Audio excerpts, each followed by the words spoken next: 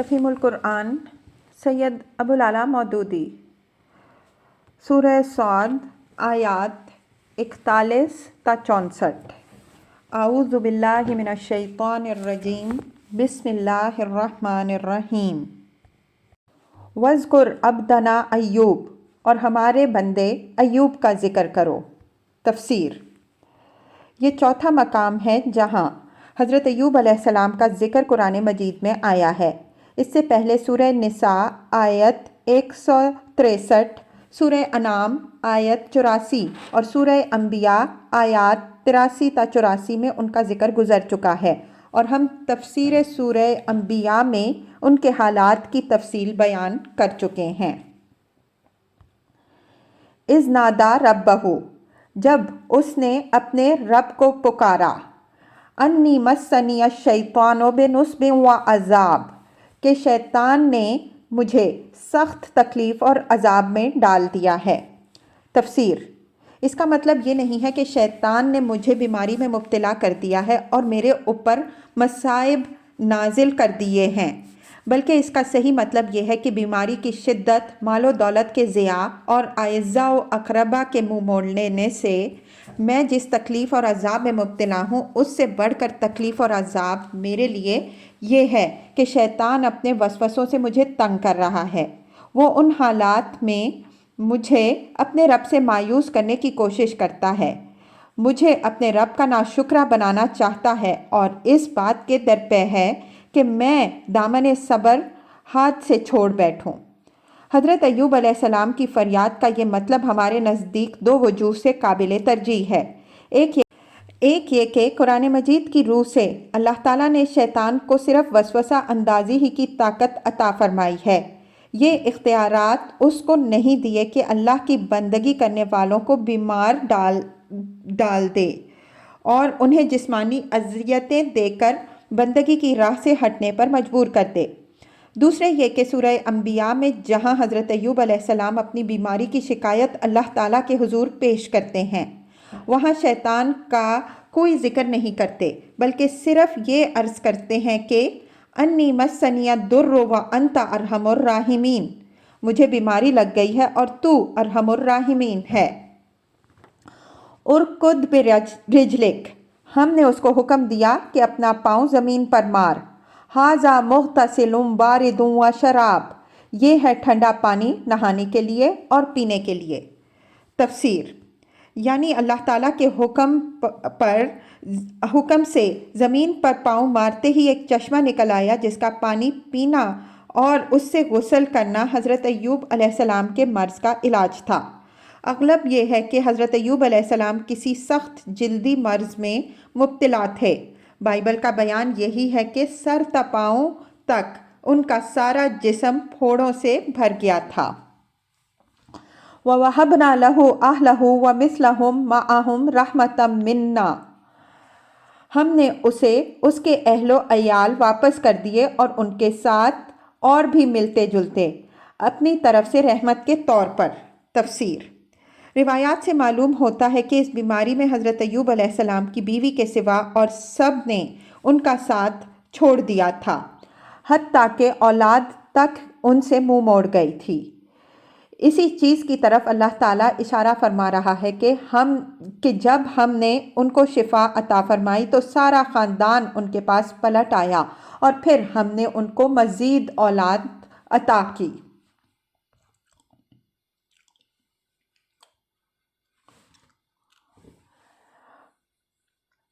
وَذِكْرَىٰ لِأُولِي الْأَلْبَابِ، اور عقل اور فکر رکھنے والوں کے لیے درس کے طور پر۔ تفسیر۔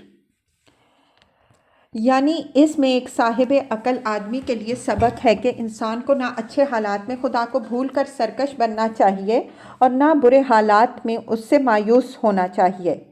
تقدیر کی بھلائی اور برائی سراسر اللہ وحدہ لا شریک کے اختیار میں ہے۔ وہ چاہے تو آدمی کے بہترین حالات کو بدترین حالات میں تبدیل کر دے اور چاہے تو برے سے برے حالات سے اس کو بخیریت گزار کر بہترین حالت میں پہنچا دے۔ اس لیے بندہ عاقل کو ہر حالت میں اسی پر توکل کرنا چاہیے اور اسی سے آس لگانی چاہیے۔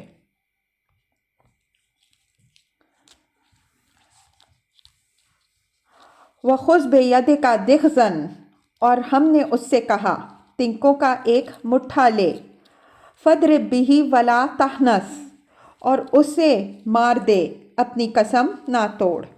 तफसीर।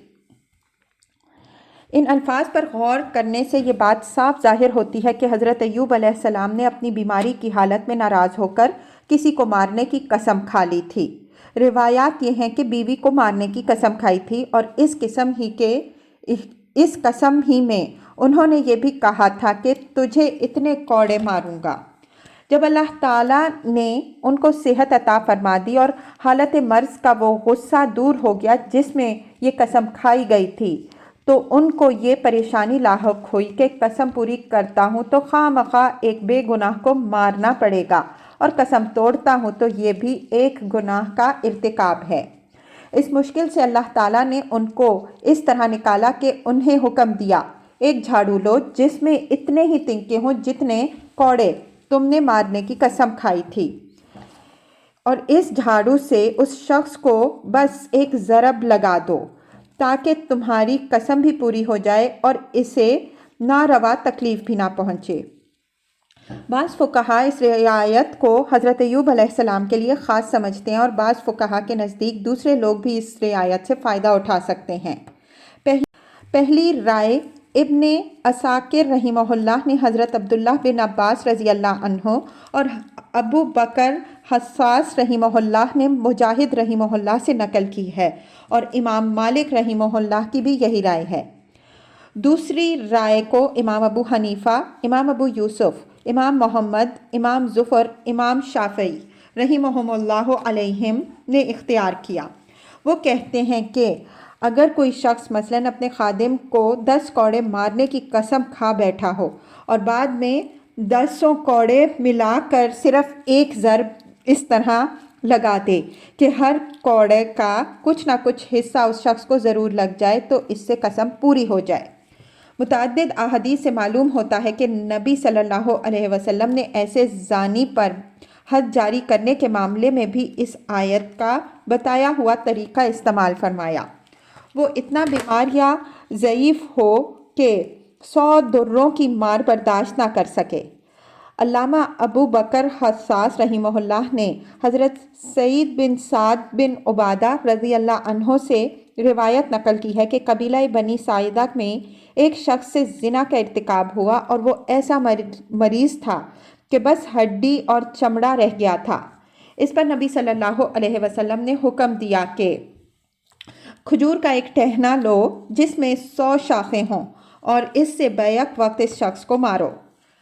अहकामुल कुरान, मुस्नद अहमद, अबू दाऊद, निसाई, इब्ने माजा, तिबरानी, अब्दुर रज़ाक और दूसरी कुतुब हदीस में भी इसकी तायीद करने वाली कई अहादीस मौजूद हैं, जिनसे ये बात पाया सबूत को पहुंच जाती है कि नबी सल्लल्लाहु अलैहि वसल्लम ने मरीज़ और ज़ईफ़ पर हद जारी करने के लिए यही तरीक़ा मुकर्रर फरमाया था।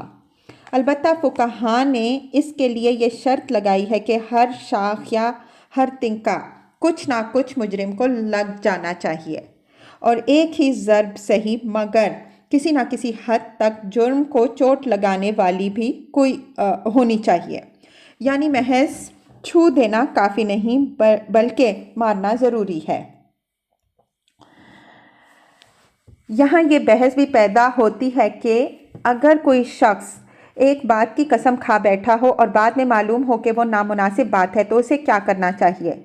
नबी सल्लल्लाहु अलैहि वसल्लम से एक रिवायत ये भी है कि आप सल्लल्लाहु अलैहि वसल्लम ने फरमाया, उस सूरत में आदमी को वही काम करना चाहिए जो बेहतर हो, और यही उसका कफ़ारा है। दूसरी रिवायत हुजूर सल्लल्लाहु अलैहि वसल्लम से ये है कि इस नामुनासिब काम के बजाय आदमी वो काम करे जो अच्छा हो और अपनी कसम का कफ़ारा अदा करे। ये आयत उसी दूसरी रिवायत की तायीद करती है, क्योंकि एक नामुनासिब काम ना करना ही अगर कसम का कफ़ारा होता तो अल्लाह ताला हज़रत अय्यूब अलैहिस्सलाम से ये ना फरमाता कि तुम एक झाड़ू मार कर अपनी कसम पूरी कर लो, बल्कि ये फरमाता कि तुम ये नामुनासिब काम ना करो, और उसे ना करना ही तुम्हारा कसम का कफ़ारा है। इस आयत से ये भी मालूम होता है कि आदमी ने जिस चीज़ की कसम खाई हो उसे फ़ौरन पूरा करना ज़रूरी नहीं है।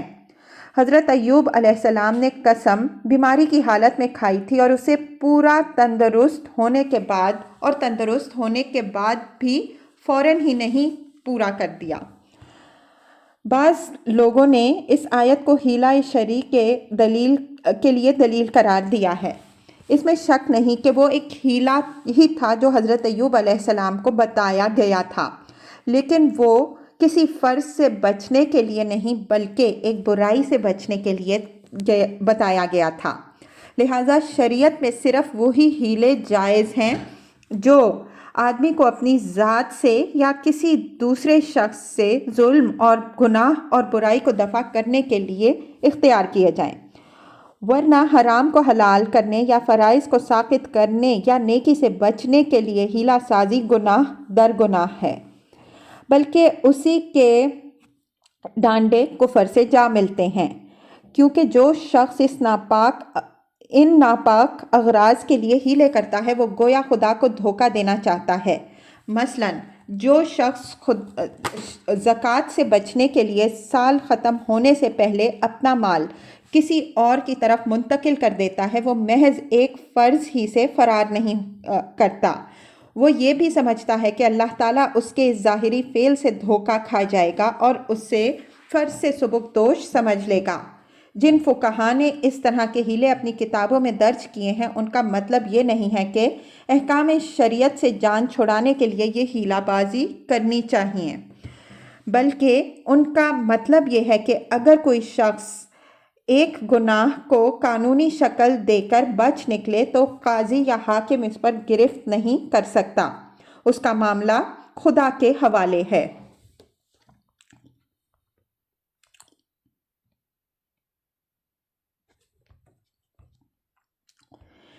اِنَّا وَجَدْنَاهُ صَابِرًا، ہم نے اسے صابر پایا، نعم العبد، بہترین بندہ، اِنَّهُ اواب، وہ اپنے رب کی طرف بہت رجوع کرنے والا تھا۔ تفسیر: حضرت ایوب علیہ السلام کا ذکر اس سیاق و سباق میں یہ بتانے کے لیے کیا گیا ہے کہ اللہ کے نیک بندے جب مصائب و شدائد میں مبتلا ہوتے ہیں تو اپنے رب سے شکوہ سنج نہیں ہوتے، بلکہ صبر کے ساتھ اس کی ڈالی ہوئی آزمائشوں کو برداشت کرتے ہیں اور اسی سے مدد مانگتے ہیں۔ ان کا یہ طریقہ نہیں ہوتا کہ اگر کچھ مدت تک خدا سے دعا مانگتے رہنے پر بلا نہ ٹلے تو پھر اس سے مایوس ہو کر دوسروں کے آستانوں پر ہاتھ پھیلانا شروع کر دیں، بلکہ وہ خوب سمجھتے ہیں کہ جو کچھ ملنا ہے اللہ کے ہاں سے ہی ملنا ہے، اس لیے مصیبتوں کا سلسلہ چاہے کتنا ہی دراز ہو وہ اسی کی رحمت کے امیدوار بنے رہتے ہیں، اس لیے وہ ان الطاف و عنایات سے سرفراز ہوتے ہیں جن کی مثال حضرت ایوب علیہ السلام کی زندگی میں ملتی ہے، حتیٰ کہ اگر وہ کبھی مضطرب ہو کر کسی اخلاقی مخمصے میں پھنس بھی جاتے ہیں تو اللہ تعالیٰ انہیں برائی سے بچانے کے لیے ایک راہ نکال دیتا ہے، جس طرح اس نے حضرت ایوب علیہ السلام کے لیے نکال دی۔ وَاذْكُرْ عِبَادَنَا إِبْرَاهِيمَ وَإِسْحَاقَ وَيَعْقُوبَ، اور ہمارے بندوں ابراہیم علیہ السلام، اسحاق علیہ السلام اور یعقوب علیہ السلام کا ذکر کرو۔ اُولِي الْأَيْدِي وَالْأَبْصَارِ، بڑی قوت عمل رکھنے والے اور دیدہ ور لوگ تھے۔ تفسیر: اصل الفاظ ہیں اُولِي الْأَيْدِي وَالْأَبْصَارِ، ہاتھوں والے اور نگاہوں والے۔ ہاتھ سے مراد جیسا کہ ہم نے اس سے پہلے بیان کیا قوت و قدرت ہے، اور ان انبیاء علیہم السلام کو صاحب قوت و قدرت کہنے کا مطلب یہ ہے کہ یہ نہایت باعمل لوگ تھے، اللہ تعالیٰ کی اطاعت کرنے اور معصیتوں سے بچنے کی زبردست طاقت رکھتے تھے، اور دنیا میں اللہ کا کلمہ بلند کرنے کے لیے انہوں نے بڑی کوششیں کی تھیں۔ نگاہ سے مراد آنکھوں کی بینائی نہیں بلکہ دل کی بصیرت ہے، وہ حق کے بین اور حقیقت شناس لوگ تھے، دنیا میں اندھوں کی طرح نہیں چلتے تھے بلکہ آنکھیں کھول کر علم و معرفت کی پوری روشنی میں ہدایت کا سیدھا راستہ دیکھتے ہوئے چلتے تھے۔ ان الفاظ میں ایک لطیف اشارہ اس طرف بھی ہے کہ جو لوگ بد عمل اور گمراہ ہیں وہ در حقیقت ہاتھوں اور آنکھوں دونوں سے محروم ہیں۔ ہاتھ والا حقیقت میں وہی ہے جو اللہ کی راہ میں کام کرے، اور آنکھوں والا دراصل وہی ہے جو حق کی روشنی اور باطل کی تاریکی میں امتیاز کرے۔ انا اخلصناہم بخالصۃ ذکر الدار، ہم نے ان کو ایک خالص صفت کی بنا پر برگزیدہ کیا تھا اور وہ دار آخرت کی یاد تھی۔ تفسیر: یعنی ان کی تمام سرفرازیوں کی اصل وجہ یہ تھی کہ ان کے اندر دنیا طلبی اور دنیا پرستی کا شائبہ تک نہ تھا۔ ان کی ساری فکر و سعی آخرت کے لیے تھی۔ وہ خود بھی اس کو یاد رکھتے تھے اور دوسروں کو بھی اس کی یاد دلاتے تھے۔ اسی لیے اللہ تعالیٰ نے ان کو وہ مرتبے دیے جو دنیا بنانے کی فکر میں منہمک رہنے والے لوگوں کو بھی کبھی نصیب نہ ہوئے۔ اس سلسلے میں یہ لطیف نکتہ بھی نگاہ میں رہنا چاہیے کہ یہاں اللہ تعالیٰ نے آخرت کے لیے صرف الدار، وہ گھر یا اصل گھر کا لفظ استعمال فرمایا ہے۔ اس سے یہ حقیقت ذہن نشین کرنی مطلوب ہے کہ یہ دنیا سرے سے انسان کا گھر ہی نہیں، بلکہ یہ صرف ایک گزرگاہ ہے، ایک مسافر خانہ ہے جس سے آدمی کو بہرحال رخصت ہو جانا ہے۔ اصل گھر وہی آخرت کا گھر ہے۔ جو شخص اس کو سنوارنے کی فکر کرتا ہے وہی شخص بصیرت والا ہے، اور اللہ کے نزدیک لا محالہ اسی کو پسندیدہ انسان ہونا چاہیے۔ رہا وہ شخص جو اس مسافر خانے میں اپنی چند روزہ قیام گاہ کو سجانے کے لیے وہ حرکتیں کرتا ہے جن سے آخرت کا اصل گھر اس کے لیے اجڑ جائے، وہ عقل کا اندھا ہے، اور فطری بات ہے کہ ایسا آدمی اللہ کو پسند نہیں آ سکتا۔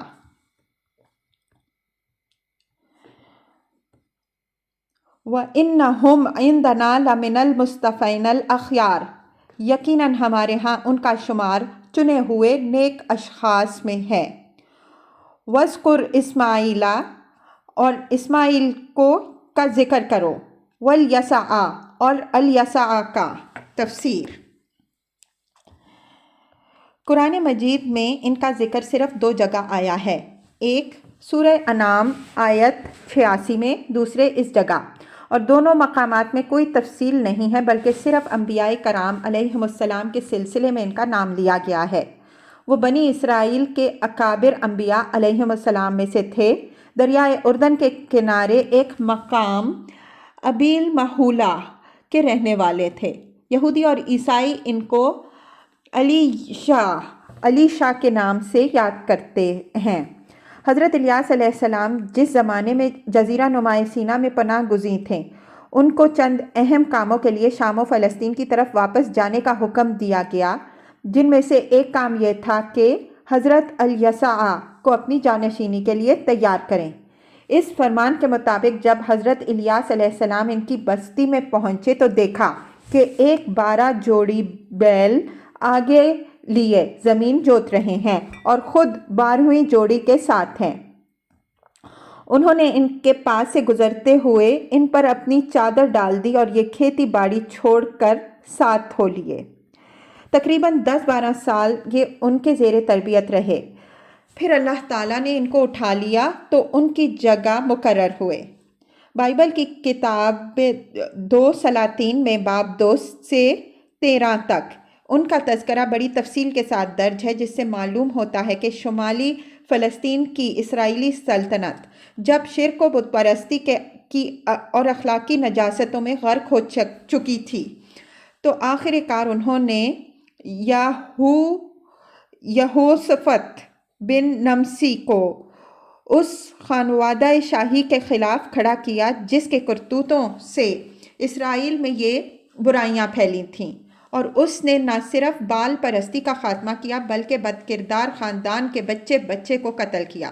لیکن اس اصلاحی انقلاب سے بھی وہ بیماریاں پوری طرح نہ مٹ سکیں جو اسرائیل کی رگ رگ میں اتر چکی تھیں، اور حضرت الیسی علیہ السلام کی وفات کے بعد تو انہوں نے طوفانی شکل اختیار کر لی، یہاں تک کہ سامریا پر اشوریوں کے پے در حملے شروع ہو گئے۔ وذل کفل، اور ذل کفل کا ذکر کرو۔ تفسیر: حضرت ذل کفل کا ذکر بھی قرآن مجید میں 2 ہی جگہ آیا ہے، ایک سورہ انبیاء اور دوسرا یہ مکان۔ ان کے متعلق بھی اپنی تحقیق سورہ انبیاء میں ہم بیان کر چکے ہیں۔ تفہیم القرآن جلد سوم سورہ انبیاء حاشیہ 81۔ وَكُلٌّ مِّنَ الْأَخْيَارِ، اور یہ سب کے سب نیک لوگوں میں سے تھے۔ ھذا ذکر، یہ ایک ذکر ہے۔ وَإِنَّ لِلْمُتَّقِينَ لَحُسْنَ مَآب، اب سنو، متقی لوگوں کے لیے یقیناً بہترین ٹھکانہ ہے۔ جنات عدن مفتحۃ لہم الابواب، ہمیشہ رہنے والی جنتیں جن کے دروازے ان کے لیے کھلے ہوں گے۔ تفسیر۔ اصل الفاظ ہیں مفتحۃ لہم الابواب۔ اس کے کئی معنی ہو سکتے ہیں۔ ایک یہ کہ ان جنتوں میں وہ بے روک ٹوک پھریں گے، کہیں ان کے لیے کوئی رکاوٹ نہ ہوگی۔ دوسرے یہ کہ جنت کے دروازے کھولنے کے لیے کسی کوشش اور حاجت کی ضرورت نہ ہوگی، بلکہ وہ مجرد ان کی خواہش پر خود بخود کھل جائیں گے۔ تیسرے یہ کہ جنت کے انتظام پر جو فرشتے مقرر ہوں گے وہ اہل جنت کو دیکھتے ہی ان کے لیے دروازے کھول دیں گے۔ یہ تیسرا مضمون قرآن مجید میں ایک اور مقام پر زیادہ صاف الفاظ میں بیان فرمایا ہے۔